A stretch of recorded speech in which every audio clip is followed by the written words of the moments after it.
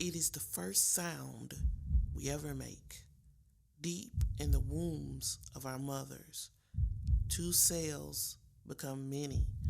Life becomes possibility, and our hearts begin to beat. We start to build cells, build memories, grow, nestle, and become. Hey. He's here? Yup. How much did he weigh? 6 pounds, 6 ounces. How long was he? 19 inches. Have you heard about Ferguson? I wasn't for sure if I could even have kids. That question was answered after a Saturday run, December 21st, 2013. It was the winter solstice, and I was attempting to find my new normal after life through another question at me. Who are you without your father?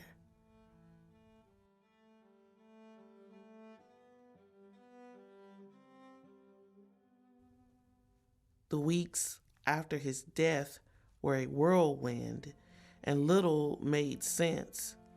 But on the final day we saw each other, when I exited his room, he cried out loudly, "Where's she going with the baby?"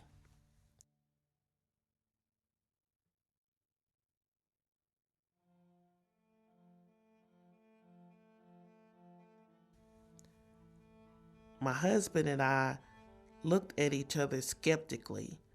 Our very first pregnancy, after his return from Afghanistan, resulted in a miscarriage.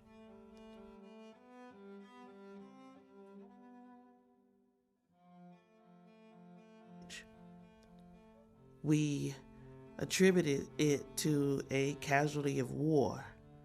We were told not to try for any child due to vaccinations and other poisons pumped into his system.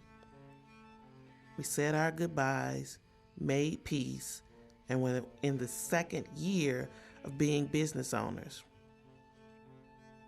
But I was late. I attributed it to stress, but on a whim, I bought a test.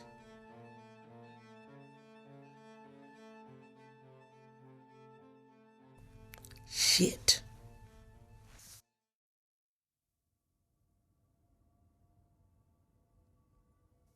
I'm going back to find her, to save her from the nightmares that scared her and locked closet doors and colorism and words that said she was too black, her nose too wide, her lips too full to speak and hear past any profession short of whore.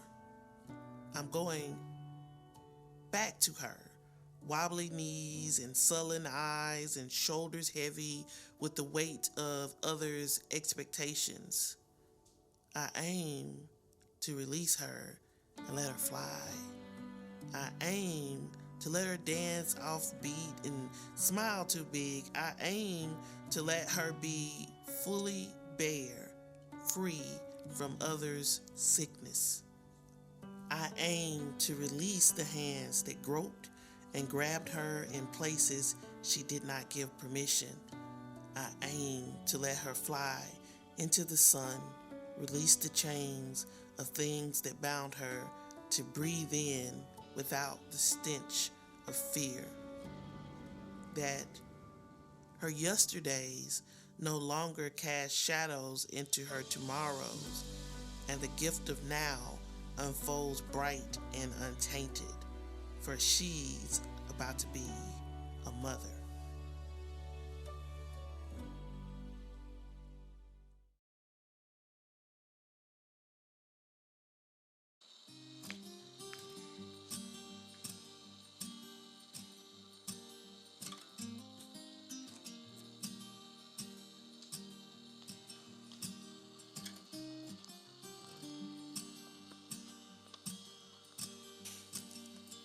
You have to start at the beginning. At the before me, there were them, and after me is us.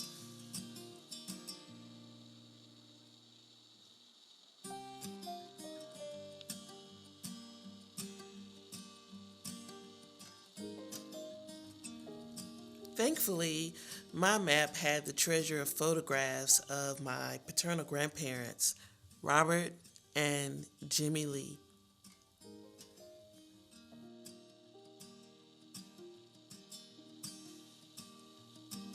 You have to turn pages and pictures, see faces that resemble yours.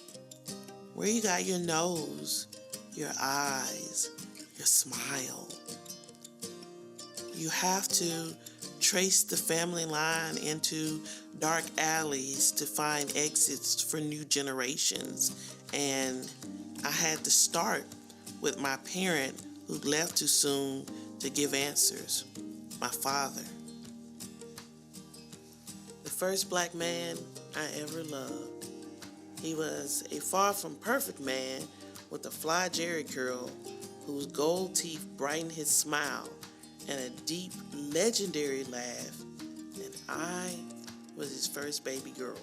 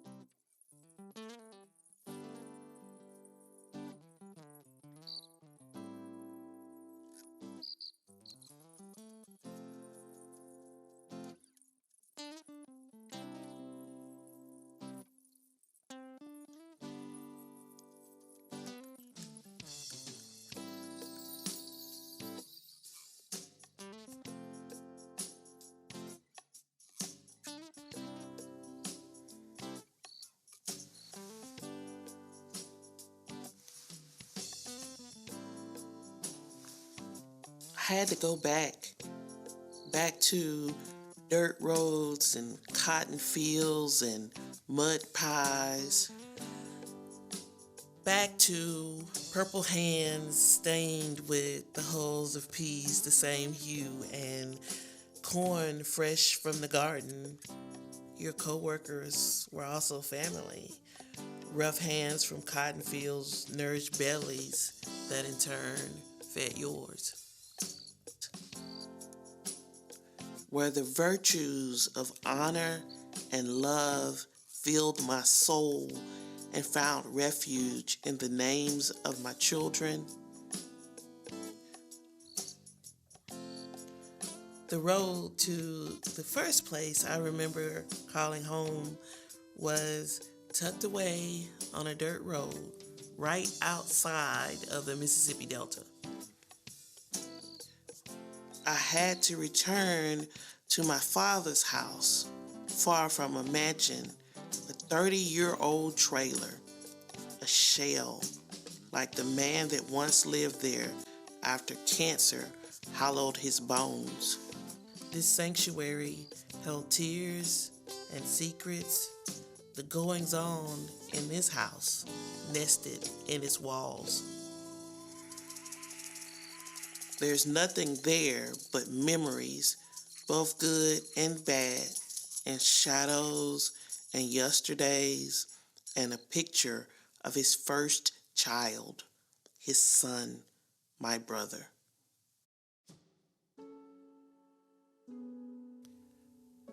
Knowing his dying hour was near, I penned these words and shared them on our final face to face.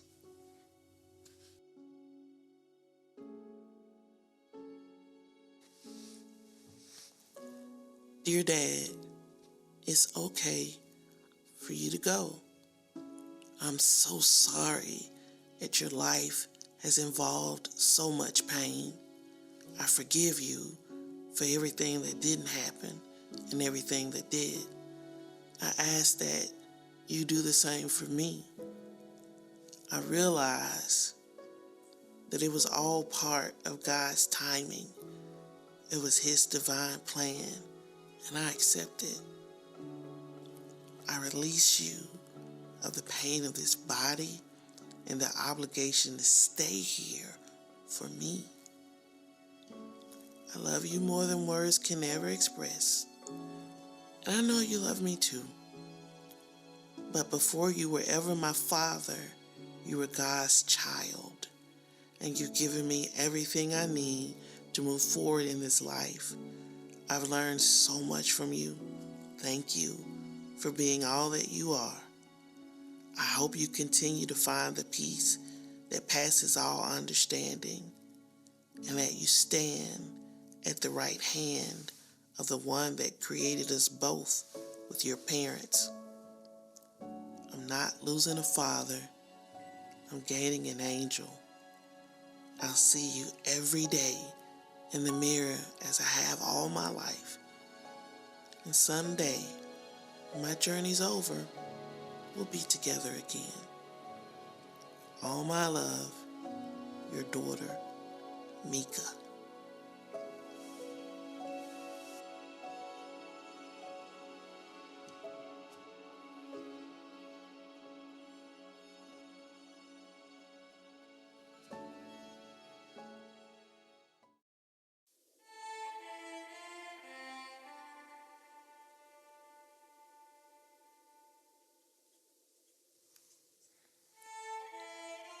Is it tragedy or triumph that the breath swallowed in grave was witnessed by those you love, opposed to those that hated you?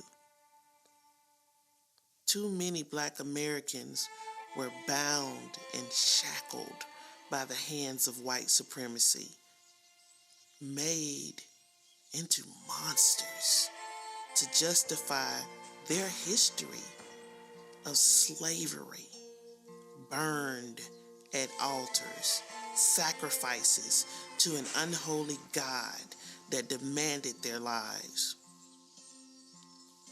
White hands stained with the blood of brown humans, tainting the mirage of a just and equal America.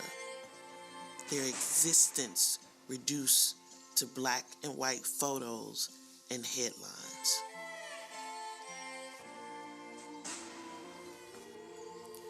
We've plowed the fields, harvested the crops, all the while looking for our own flowers.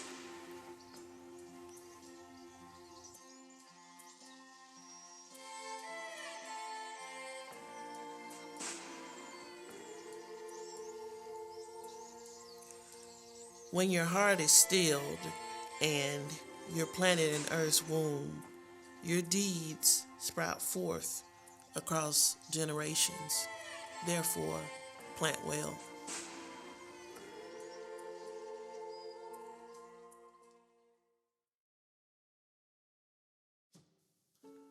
I saw his face, and in it, those I loved stared back at me. My son, my husband, my brothers.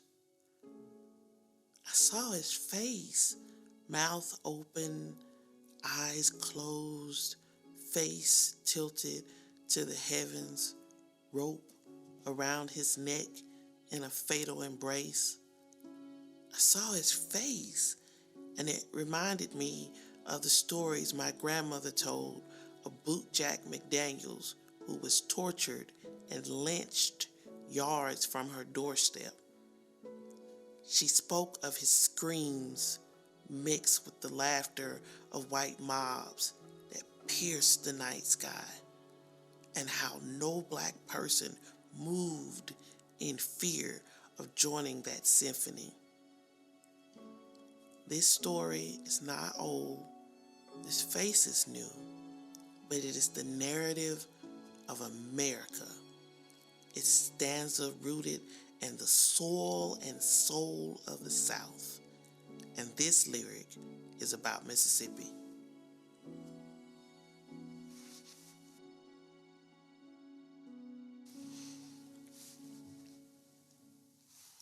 Roosevelt Towns and Robert McDaniels, two black men, were lynched on April 13, 1937, in Duck Hill, Mississippi, by a white mob after being labeled as the murderers of a white storekeeper. They had only been legally accused of the crime a few minutes before they were kidnapped from the courthouse, chained to trees, and tortured with a blowtorch. Following the torture, McDaniels was shot to death and Towns was burned alive. Pictures taken prior to Towns being lit on fire were the first lynching photographs to be published by the national press. They were reprinted in Time magazine and Life magazine, and then in national newspapers. Internationally, German newspapers publicized the murders to support Nazi government propaganda, contrasting the violence of the lynchings to its treatment of the Jewish population. There was an anti-lynching bill also introduced in the House of Representatives that ultimately failed. In dissent, one lawmaker stated, "We shall, at all costs, preserve the white supremacy of America."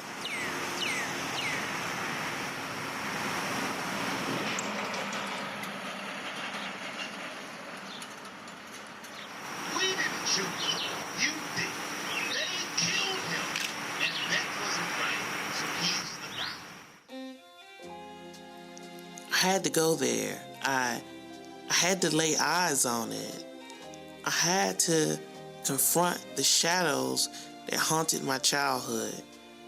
If I was going to move forward into my destiny, if I was going to fully be, I had to embrace my history. You can't paint a good portrait without shadows. The light needs the darkness. To help paint a clearer picture of what happened that night, I enlisted the help of a local historian and activist, Al White. This place, was it mixed back then, or was it primarily African American? It was primarily mixed, you know. I can recall stories of with my uncle and the community, uh, you know, working together, sharing things together, playing together. So they had here in the rural they had a relationship, right? In terms of a mixed relationship. I understand the store owner was, you know, very lenient in terms of credit with African Americans. So I think it was a pretty good working relationship, given the standards at that time in terms of, you know, the color barrier, separation, that kind of thing. So, what happened at the store? What's that part of the story? Well, uh, from what I was told, that it was pretty much like I've heard several different versions, but I heard that it was pretty much a robbery in terms of what got the crowd after those gentlemen to want to lynch them. Uh, and so I understand that the store owner was a, you know, very kind and friendly person, but uh, from what I'm told, that's what happened. It was pretty much a robbery. So they accused it was Bootjack. The nicknames were Bootjack and Red, Uh-huh. Roosevelt, Yeah. right.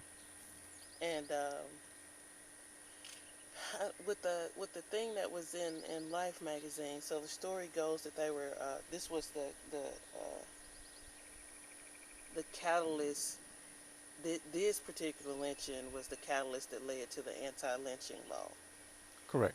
Could you expound a little bit, because you said a little bit about camera, like what was going on in Germany as opposed to what was going on in America at the time? Sure. In the documentary by Harry Hampton that he did was called The Great Depression, and he focused on the anti-lynching period where there was legislation going on in Washington, D.C., and the boll weavers from the South were saying they didn't need that kind of legislation, that lynching was not happening, and all of a sudden, this incident occurred here in Montgomery County. Uh, And in his documentary, the photo that he used came out of a German newspaper, and that was being highlighted by, the Germans in terms of the United States talking about their um, issues with the Jews, the things that he was doing, right? And so they wanted to highlight what America was doing in terms of the treatment of African Americans here in this country. And so that's what got this particular story in the international spotlight.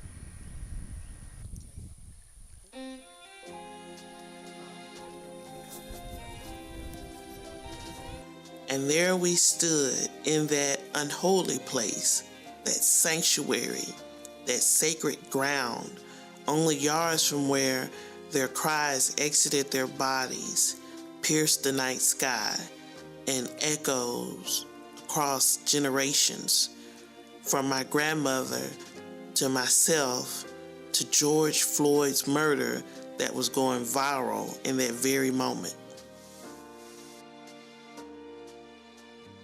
I want to say to the ground, do you remember? To the trees, are you rooted in their blood? Are your leaves the blossom of injustice? Do their screams cradle your branches? Just yards from the scene, we visited the store where the owner, George Wyndham, was fatally shot. A crime left unsolved and paid in black blood.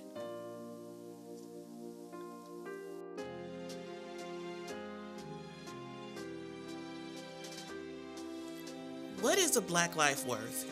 Is it 3/5 of a white one? Does it depreciate in value when gender and sexuality are factors? Is it worthy to breathe free air without the stench of inequality?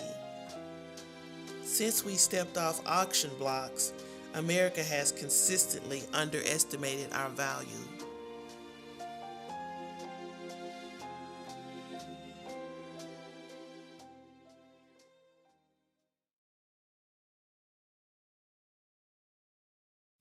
We are confronted primarily with a moral issue. It is as old as the Scriptures and is as clear as the American Constitution. The heart of the question is whether all Americans are to be afforded equal rights and equal opportunities, whether we are going to treat our fellow Americans as we want to be treated. If an American, because his skin is dark, cannot eat lunch in a restaurant open to the public, if he cannot send his children to the best public school available, if he cannot vote for the public officials who represent him, if, in short, he cannot enjoy the full and free life which all of us want, then who among us would be content to have the color of his skin changed and stand in his place? Who among us would then be content with the counsels of patience and delay? 100 years of delay have passed since President Lincoln freed the slaves, yet their heirs, their grandsons, are not fully free. They are not yet freed from the bonds of injustice. They are not yet freed from social and economic oppression.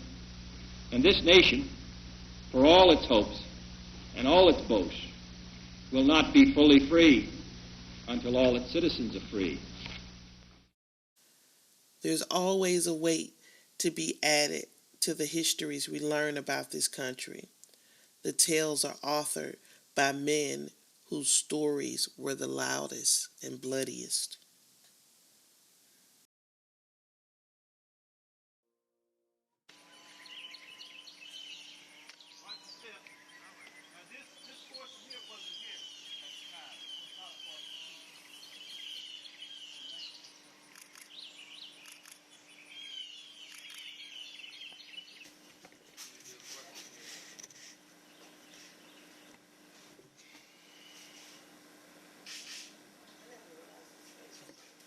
Now, what you had was you had a wall in Before Brown versus Board of Education, this little place was a schoolhouse.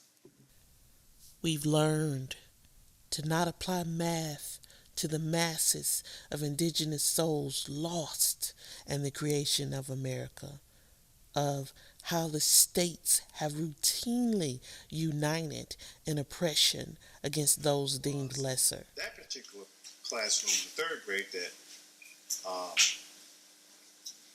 that will forever stay in my mind is that when in 1963, when John F. Kennedy was assassinated, all the teachers was gathered around Mrs. Kane, who was rooming with your grandfather. She lives in Canton, Mississippi now. She's a Parnell, but she was the instructor for the third grade, and so they all came and was talking about how tragic it was that President Kennedy had gotten assassinated, and they dismissed school for the rest of the day. Wow. Yeah.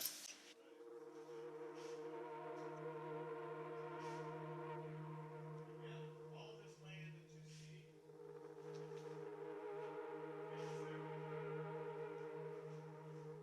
owned by the state house. Even the house across the street. That was part of the property.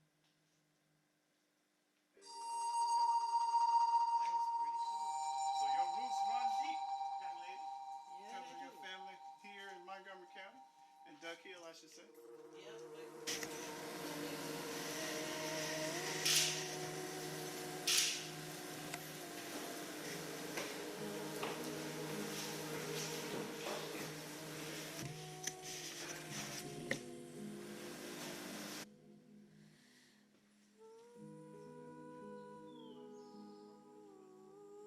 Its walls composed of former buildings in the community, sturdy enough to hold the footsteps of generations past, present, and future. These hollowed halls have held the hopes and dreams of Black folks, from Medgar to Malcolm, Martin, and Obama.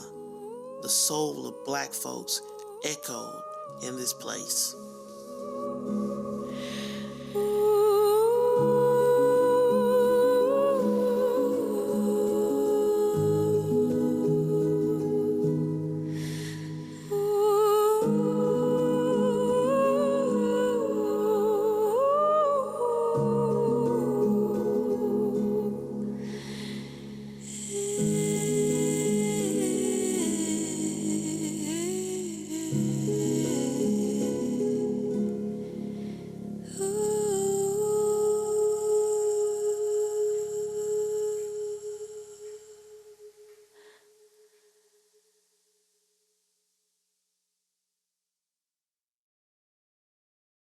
One of the first white settlers of this land was John Benford. In 1834, he acquired his land following the forced removals of native Choctaws. Upon this stolen land, he built his first home, which of course was a cotton plantation, and the furthest I can trace my ancestral roots. He became one of the region's most successful planters and largest slaveholders. This led to an easy path of becoming a member of the Mississippi legislature, where he became most famous for authoring the precursor to Jim Crow laws known as the Black Codes. Yards away from where my maternal grandfather rests, in separate whites-only cemetery, lies John Benford. His name lives on through the streets, buildings, and local churches.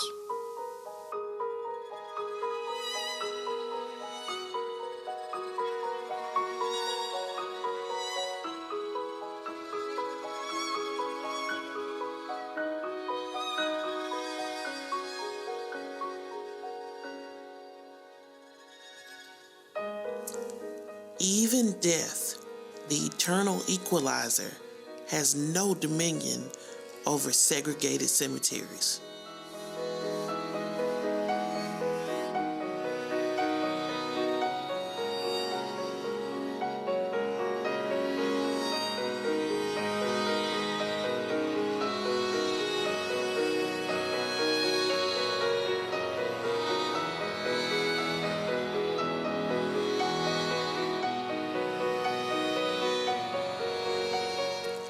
Black codes were restrictive laws designed to limit the freedom of African Americans and ensure their availability as a cheap labor force after slavery was abolished during the Civil War.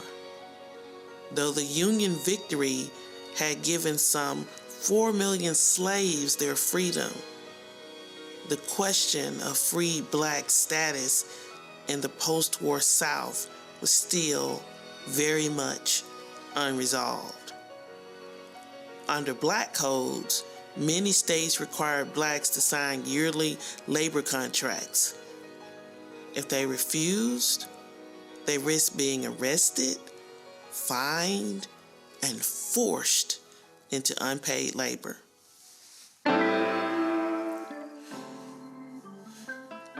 Gods of cotton fields and denied rights, of white folks' houses with brown dust bunnies and secrets. We took what was given us and added spice, a bit of voodoo and magic, and we fashioned our prayers for him to cover our seeds, even when white folks wouldn't. We shucked the corn and shelled the peas, hands numb to nurture our seeds.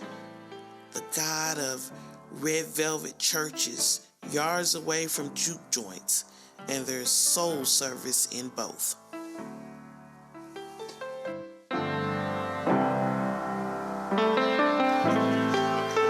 Yeah, this is the.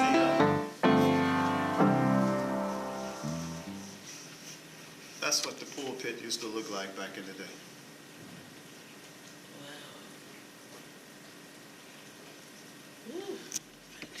So talk about how, was Martin Luther King himself here during the mule train? No, because you got to remember that Dr. King was assassinated in April 1968. Okay. The mule train was scheduled for May 1968. Okay. So that's when they continued to do the mule train. So they was here on May 20th, 1968, recruiting. So, of course, he was assassinated April 4th, 1968. So, know the pictures and stuff that you showed, so that's how, and then the lieutenant that came through. Jose William. Jose William was one of Dr. King's lieutenants. He came in that night and did the fiery speech that recruited at least 4 families.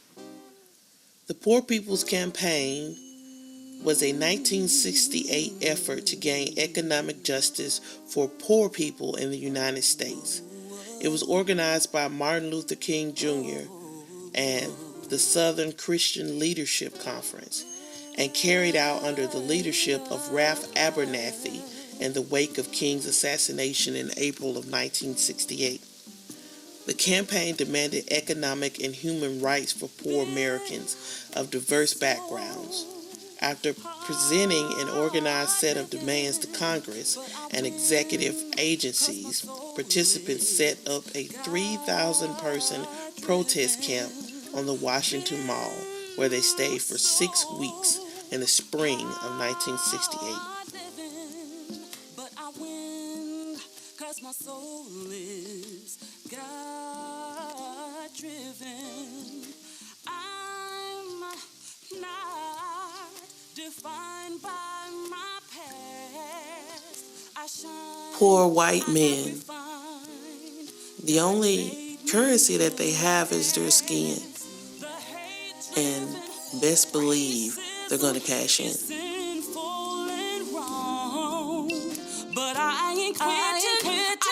Stay with it. Let it make me strong. Oh, been so hard living. But I win. Cause my soul is God driven.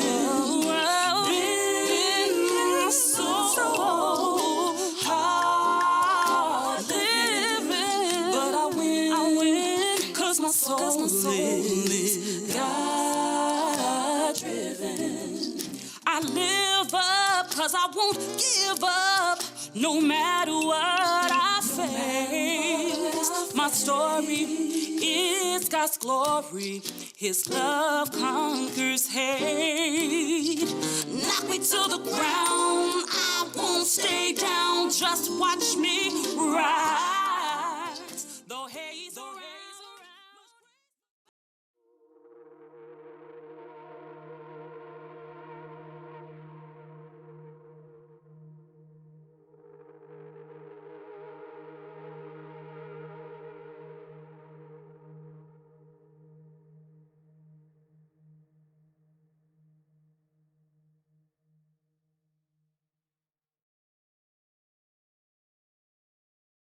I'm Mrs. Fannie Lou Hamer, and I farmed on the Marlowe plantation for 18 years.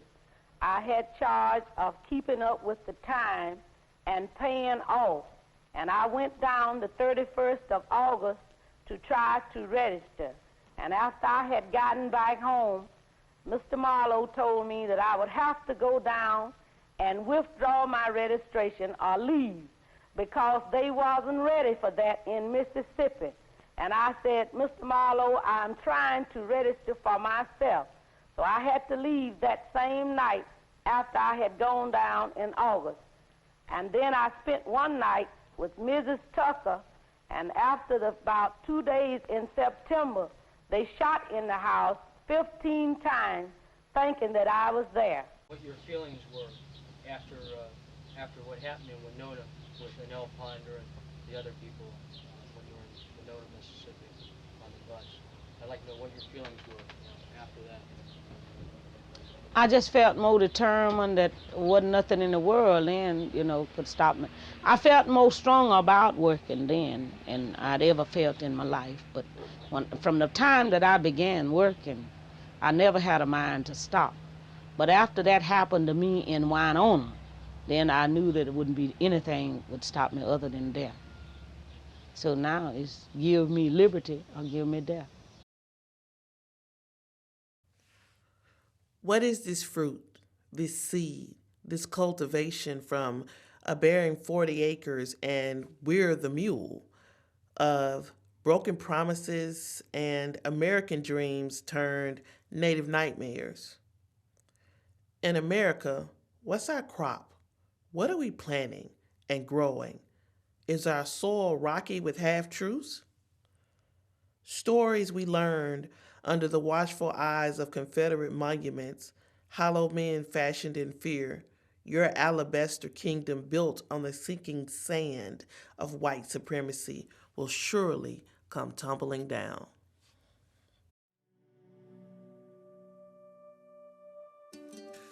When you learn your colors, red, blue, purple, green, and the world tells you that you're black in a white world. I don't like this place. I do not like this place. It's uncomfortably familiar, yet here we are, the year 1988, on a dusty back road in Mississippi. My mind has lost its way in the grooves of green leather of the seat in front of me. The chatter, background noise to my daydream. My brother nudges me from the scene. Mika, you heard that? I snapped too. Heard what?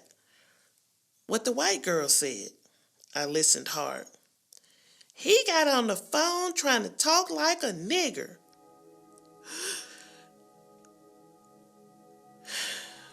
My mouth dropped, and my older brother, always a protector, said, I got this.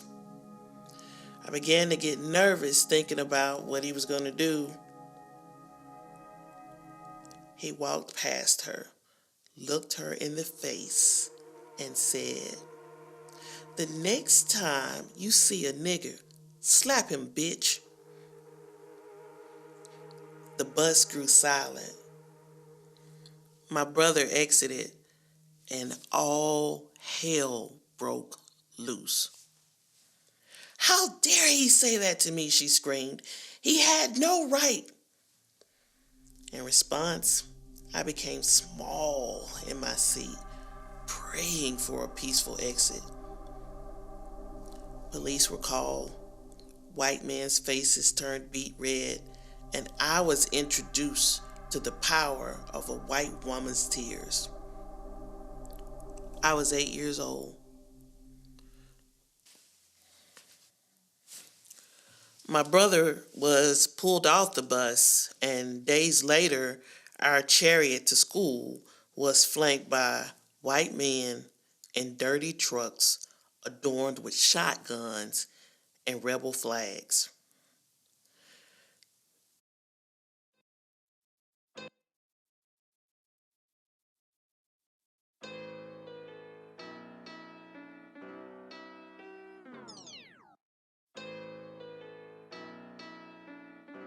Days later, my bus driver pulled the vehicle to the side of a dirt road. I was terrified. I thought back to all the lynching stories I'd heard and the shooing away my mother did when I got too close to hearing grown folks talk, and the horror I glanced while sneaking peeks of Mississippi burning.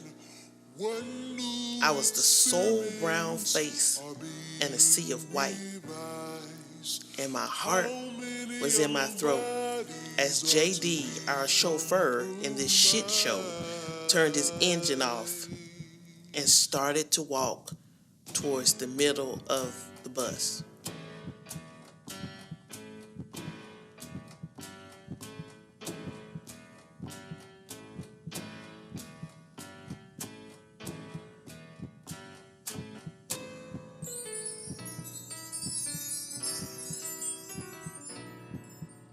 Shattered environments induce physical pain. Movers and shakers while others complain. We are master builders. I don't have a problem with colors riding my bus.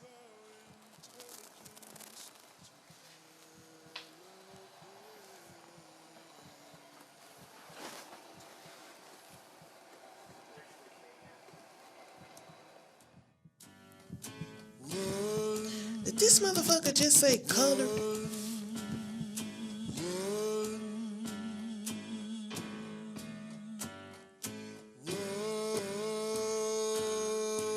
From the new plantation.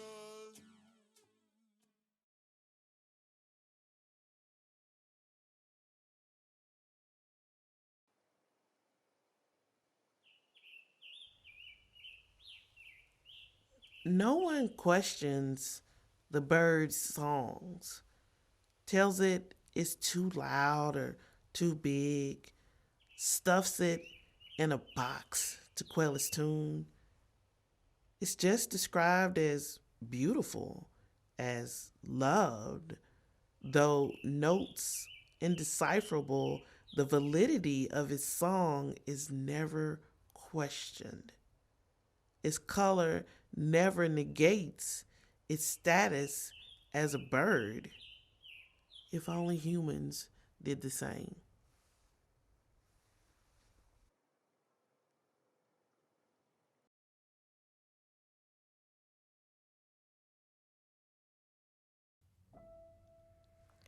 Dawn breaks.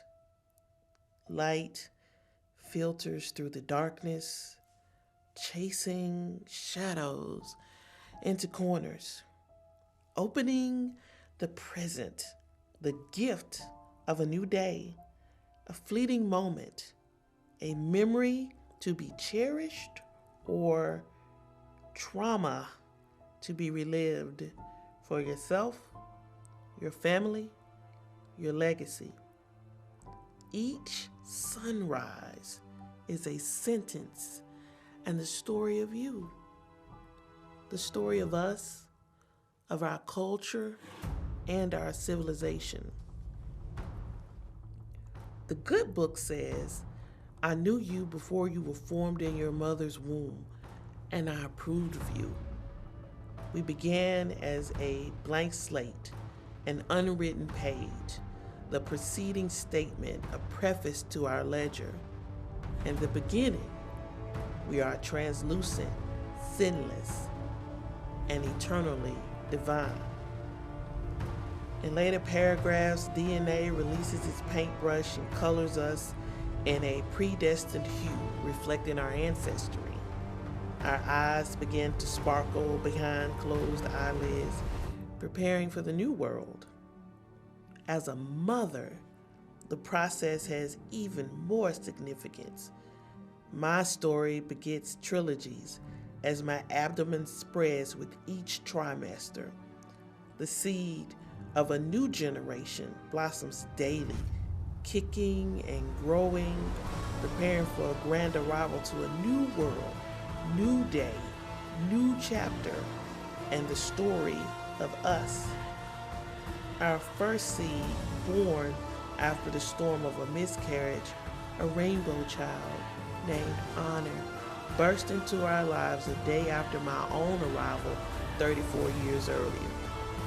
His entry and addendum that completely changed our love story from artists, business owners, and a military couple to parents.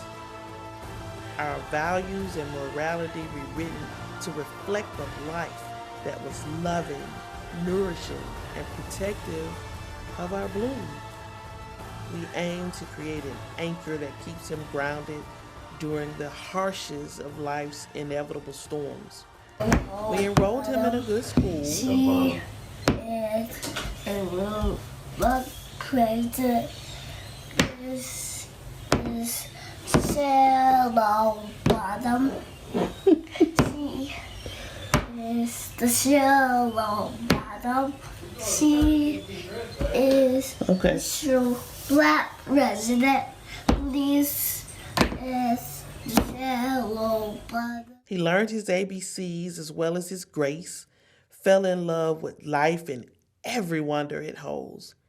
He lights up with each dawn, soaking in the rays, slowly penning his own story. One day, when I was going through his homework, I noticed his latest assignment was on the state of Mississippi. Shuffling through the papers, I came across the state flag, which holds the rebel emblem. I dropped the pages. The image of that rebel flag strikes a chord deep in my soul, turning pages like a wayward wind back to the summer of 1993 in the small town of Kilmichael, Mississippi. It was a summer like any other, filled with heat and cicada songs, long country roads, and sweet tea. After chores, I came in to reheat my mother's leftover spaghetti, while my brother and a friend reorganized our storage shed. I put the bowl in the microwave and watched the seconds count down as the porcelain dish orbited on an axis. I turned in time to catch 2 pickup trucks filled with shotguns and rebel flags in our driveway. The world stopped. Voices and threats shouted in air like bullhorns, yet nothing made sense. Languages became garbled as my mind rewound to stories my grandparents told of lynchings and fear, black bodies with open mouths in protest to violent ends filled my head as I wondered that day would my brother join the masses of unknown souls reduced to black and white images and headlines. Murdered for simply existing, his life left to debate as a jury deliberates the fate of the one that took it.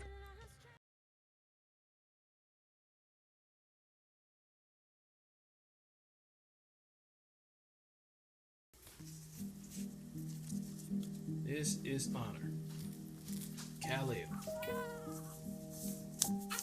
Welcome to the world, man. Your father loves you, your mama loves you, and we gonna treat you and play with you and hug you and do all those nice little things. There's a couple things we gotta talk about.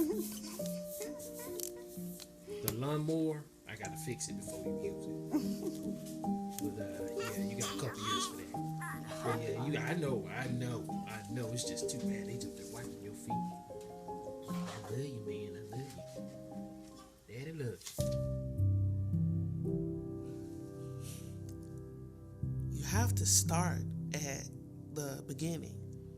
At the before me, there were them, and after me is us. You have to turn pages and pictures, see faces that resemble yours. Where you got your nose, your eyes, your smile.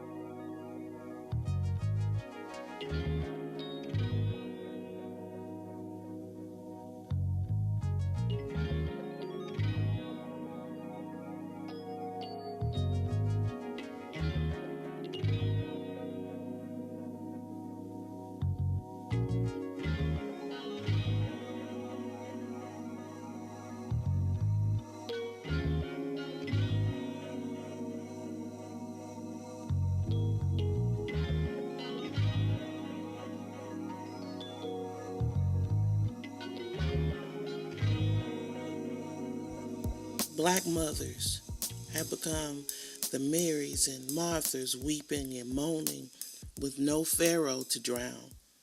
But my mother and her 5-foot frame follows the footsteps of the womb that nurtured her, and that fighting spirit saved her, as it will her grandchildren. I was blessed to walk her journey by her side. It's one thing to read about integration, and another to hear the stories of those that lived it.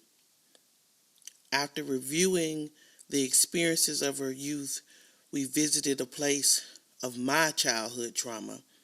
This time, we were both mothers, and I was ready to see my callous scars through her eyes. I only got like one perspective of it. I just remember playing in that yard because I was trying to be on the track team, so I was running back and forth trying to increase my time, and the boys cleaning out their shed right there. Mm-hmm. And you had cooked spaghetti the day before, and I went in to warm up the spaghetti.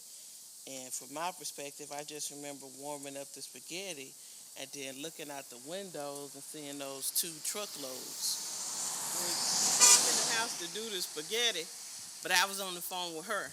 I was on the phone with I was talking to her on the phone. The lady that was in the car, I was talking to her on the phone. And she and I was neighbors. We always got along, and we were laughing and talking about different stuff. And my son ran through the house. And when he he came through the house so fast. And I heard the shotgun. You know how you put the thing in the barrel? And I told her, I said, hold on for a minute. Something ain't right here. So I walked down the hall. I said, where are you going with the gun? What is you doing with the gun? He said, it's 2 truckloads of white guys out here. They said that I whistled at their girlfriend in 1990 something. They still on this. 1993. They still on this whistling at the white woman thing. So I was like, he said, I'm going to kill him. I said, no, you're not. I said, I will not have you going to prison. Let's give it to me. I'll do it. Because that's how I felt.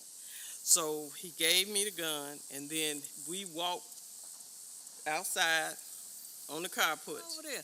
And I told them, I will kill every one of y'all. I want you off my property. Ain't nobody saying nothing to you or your girlfriend. So all of them got in the vehicles and bagged off spinning grabbers and things. And she was standing on this push right here. When they got right there, she was saying, get off of this property and don't ever come back out here. And they called her the effing nigger lover. My brother called out the white girl for using the N-word on the bus. Yeah. And then they were following behind the bus. Right. Now, I was 8 then, and I know you shielded me from that. But what do you remember from that time? When they told me that they was following my sons on the bus, and they had my son got to school and called me and said they following us on the bus with guns. Of course, what did Mama do? Mama jumped in her car and got her shotgun too, because these are my kids that you talk about it. I'm not gonna let anybody hurt them. And the principal, Jerry Bogan, I never will forget it. He said, "You're always taking up for your kids. They did do something. What you gonna do when they go off to college?" And I was so angry. I never will forget it. They had called the police and all of this up there. And I was so angry about my children. And I remember walking up to him, punching him. I said, "What you gonna do, white man?" Because I was so angry at that time, I felt like I could kill him with my bare hands. I was like, "What you gonna do? You will not treat my children any kind of way. Not on my watch."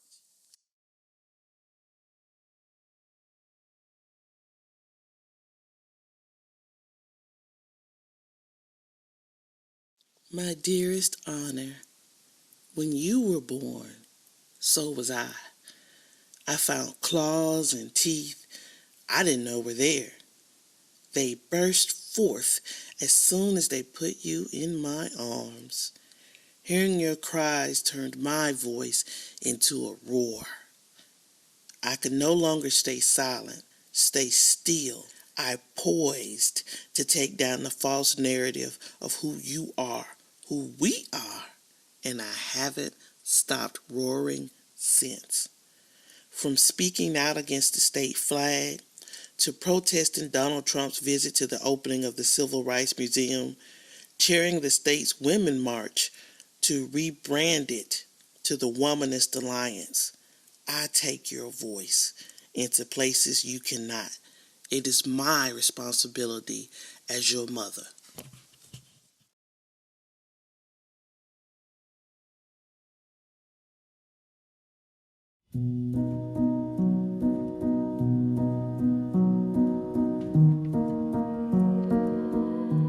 One of my favorite people in all the world is my maternal grandmother, Lona. She was a bootlegger during Prohibition days, made of gritty red clay and moonshine. On summer nights, we'd watch lightning bugs, and she'd make a smoke, tribute to her Native American mother. Her blood still courses through my veins and that of my children, her laughter like fire shut up in my bones.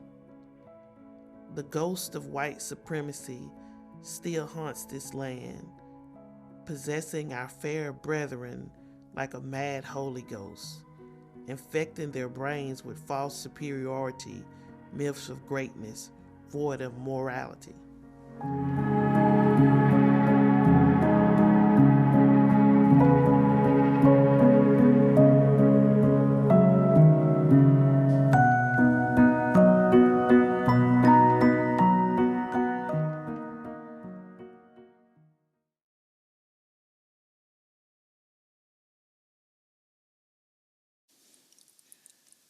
It's 105-degree heat index.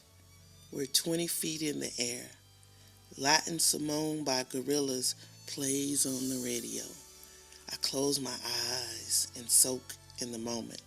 The smell of acrylic paint, the sway of the scissor lift, the sound of my husband dabbing paint on bricks. The soundtrack reminds me of our college years over 20 years ago. Fresh love and full of cafeteria food, we were both amazed by the band Gorillaz, cartoon characters playing songs that mirrored our artsy hearts. "This moment is perfect," I said. Without missing a beat, my husband replied, "Every moment is perfect. It's not always pretty, it's not always what we want, but it's perfect for our lives and who we are becoming." 10 years ago, we were separated by war as the man we were painting extolled the virtues of hope. Charles was serving in Afghanistan as Barack Obama started a small ember of hope and change in America. In Jackson, Mississippi, we were honored that day to paint his face on a newly renamed elementary school in his honor.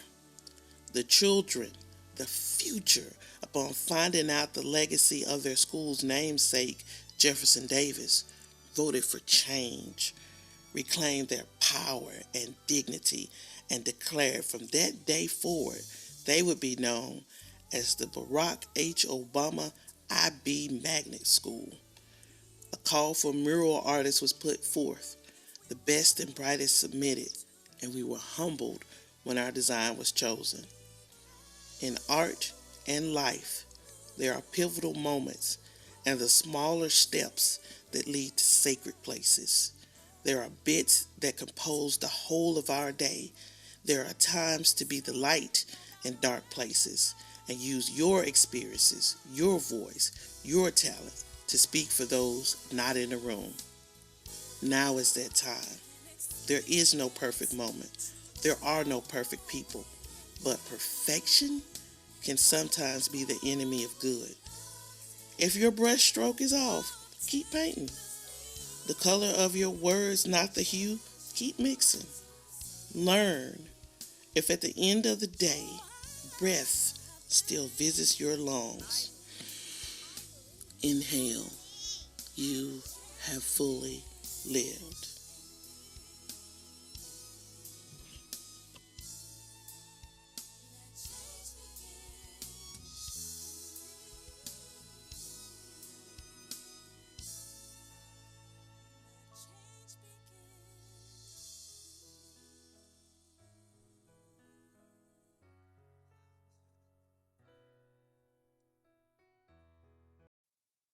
Sail away. No, don't just hide it. Sail away. No, don't look back here. Sail away. Sail away. I would like to not talk about Ferguson. I'd like to turn a blind eye and stay in my own world full of first-time mom wonders and worries and diapers and onesies and Sesame Streets, but I can't not talk about Ferguson because the child in my lap, the sweet one that I nurse and nourish, is brown and male, just like Michael Brown. I educate him on his extremities, sing sweet ABCs to him, but one day there will come a time that I'll have to educate him on how to live. No, son, you can't play with water guns that look real in public. You can't run freely in public without looking like you're truly exercising, and even then, you'll need to have an ID. Be mindful of your wardrobe. Always keep your hands up and be especially cautious when stopped by the police.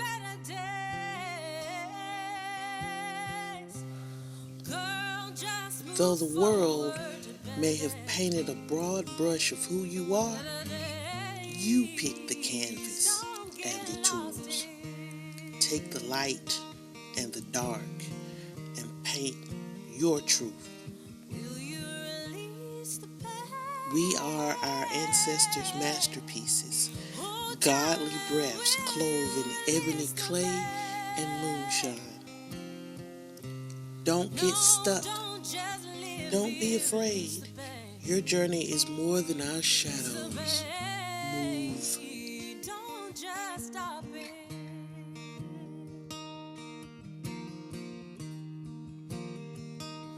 Why don't you move?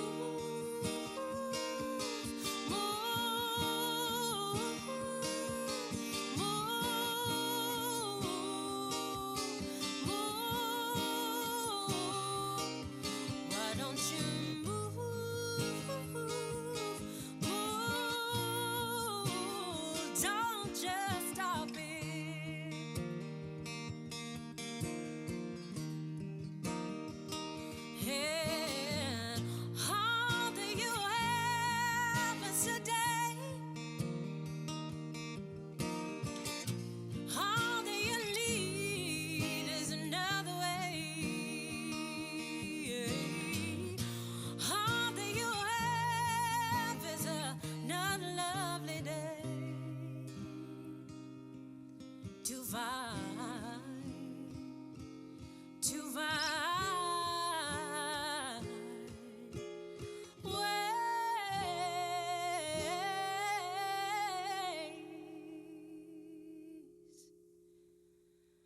to move, move, move, move,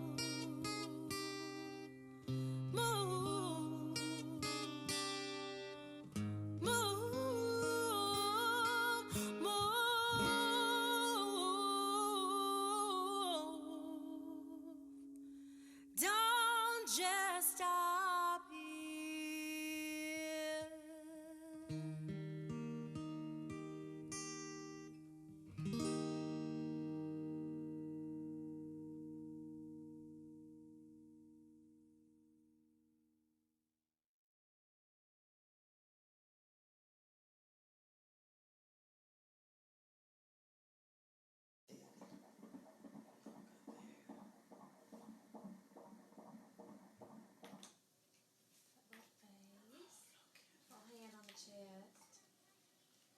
She got her hand on her chest. See it? I see it.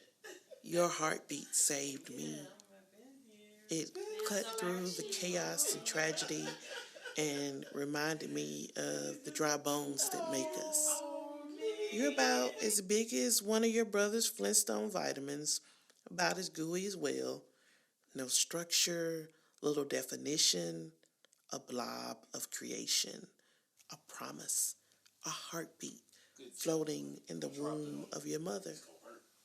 I love you as a thought, as a concept, a hope, and a dream. But I'm familiar with the process, and I know in time you'll blossom from my idea, our creation, and into being. Your own person, your own mark.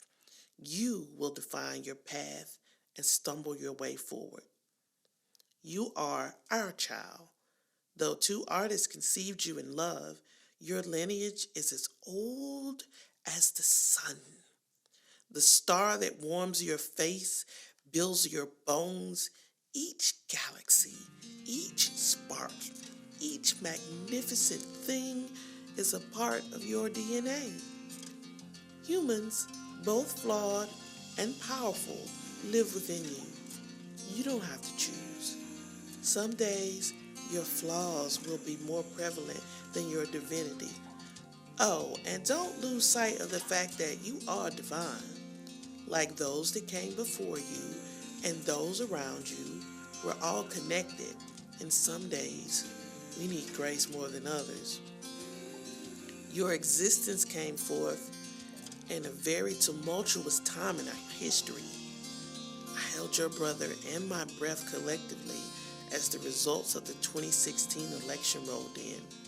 I checked the news way past midnight, every 30 minutes, hoping into hope that a country that elected a skinny black man with a funny name twice would do right by you, by us, and not elect a demagogue and open racist to the highest office in the land, the governing body of our nation. I was wrong, and it broke me.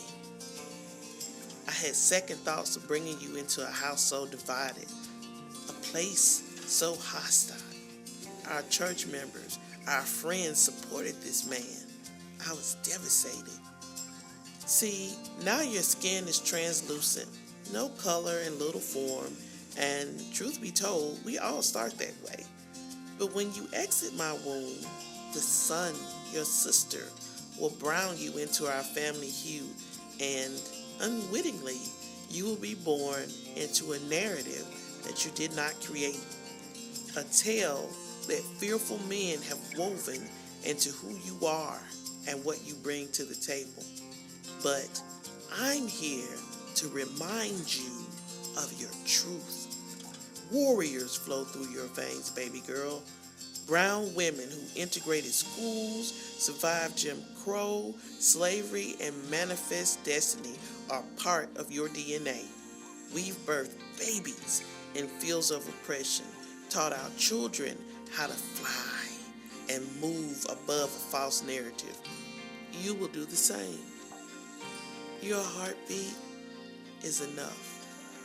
When the world gets loud and you can't hear yourself think, close your eyes, get still, and listen to the thump, the rhythm, the song, and prayers of all your ancestors echoing through your veins across timelines.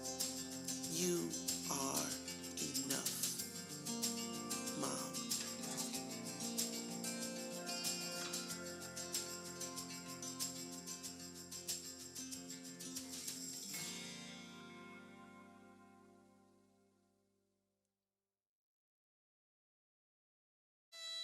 They told us we were great, indoctrinated our young hearts into empty pledges that mirrored our bellies as Mama worked long days and came home with sore feet, and gave us colorful money for groceries at the corner store. They told us we were great when our uncles, full of hell and heroin, returned from war broken and confused, reduced from lieutenant colonel to nigger and boy. Yet they told us we were great when retired we had to fight for Social Security and decent housing. And what is retirement for a black soul in America? Or maybe the truth is we are great in spite of the lies they told us.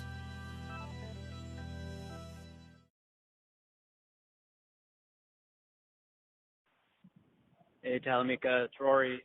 Driving down to the Capitol. Wanted to make sure that you heard about the flag coming down today, 3 p.m. So you got about an hour to get over there if you hadn't already heard. Give me a call when you get this. Bye.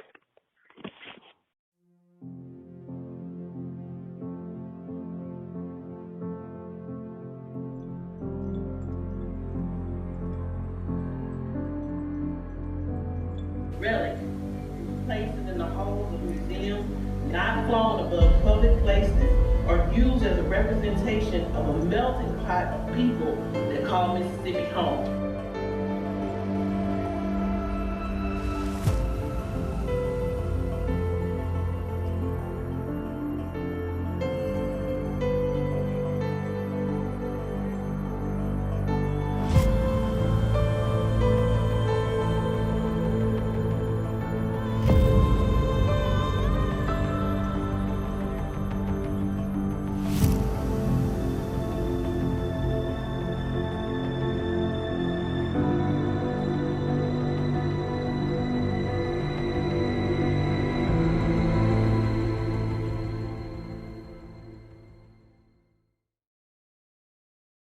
Grandma taught me best when there's a narrative that doesn't suit you, a tale that cheapens you. Light a match, sing your own tune, and watch it burn. We will make America proud again. We will make America safe again. And yes, together, we will make America great again.